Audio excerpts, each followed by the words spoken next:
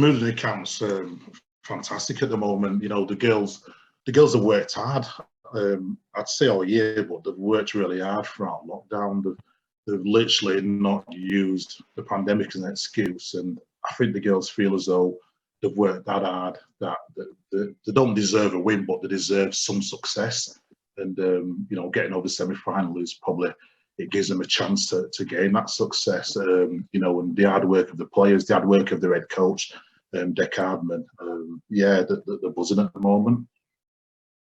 A chance for them to win some silverware as well. Obviously got so close in terms of a pair of semi-finals in 2019, losing to Leeds. To get that victory over Leeds in the semi-final must have been a big emotional boost to them. Yeah, I think it is. I think rugby league's all, you know, 90% of the games played in the head, and I think the fact that Leeds have been a nemesis on a couple of occasions is, you know, I think beating Leeds in the semi-final felt sweeter for them, but at the same time, it felt as though actually we've kind of got that off our back now. We feel as though we can go on and achieve something. Because yeah, it's a strange sport, rugby league. Once the team's got a hold on you mentally, it's difficult to get over. So yeah, not just because it's Leeds, but because it's a team that have knocked them out in the past. It did feel good to the girls. A different challenger this time out then in York. Obviously, a much changed York from the team we saw at the start of the season. Where do you see their main threats on Saturday?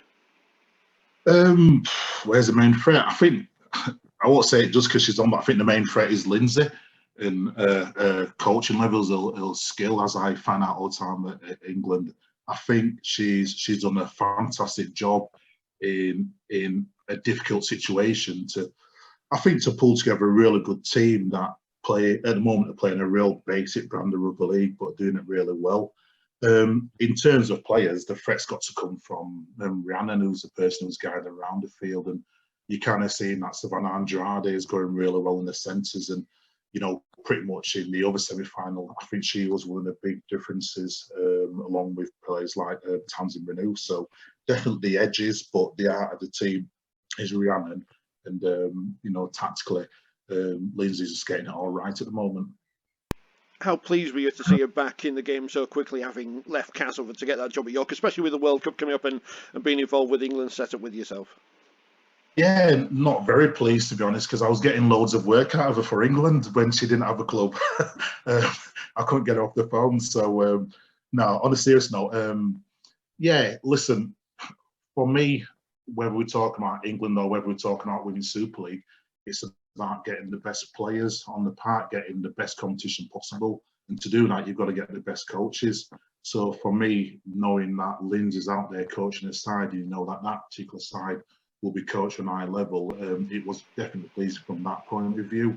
I also know that any of the England hopefuls in the York side will fully understand the standards that we expect at England, and therefore put pressure on either the current crop or make sure the ones that come through are at the correct levels, physically and mentally, skillfully, psychosocially, to what we demand. Obviously, Saturday's game, there's never been a higher profile Women's Challenge Cup final, probably, never been a higher profile women's game in this country on national TV, all the media build-up in the anticipation of it. How have the players been able to focus on the game with that? Because we've never seen anything like this before. Yeah, I think sometimes it helps, the fact that it's new to you, and some of them don't know what to expect. Obviously, they're excited. You know, the conversation has been around enjoying it more than anything. And, you know, they've got an experienced coach in Dick Hardman that, you know, has coached in big games and does understand what it takes to get a team over the line. And yeah, I think the first thing they've all talked about is, regardless of the occasion, it's again rugby league, it's on a pitch no different than any other.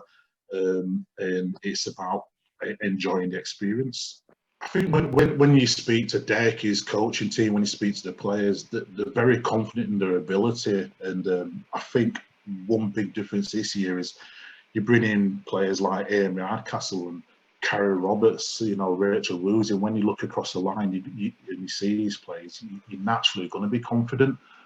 What I would say is they're not overconfident.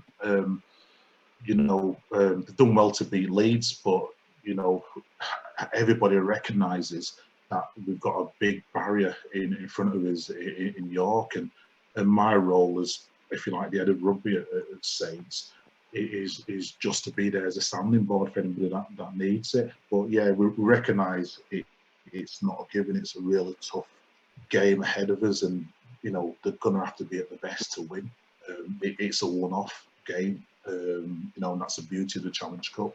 And if you're not at your best, you get turned over.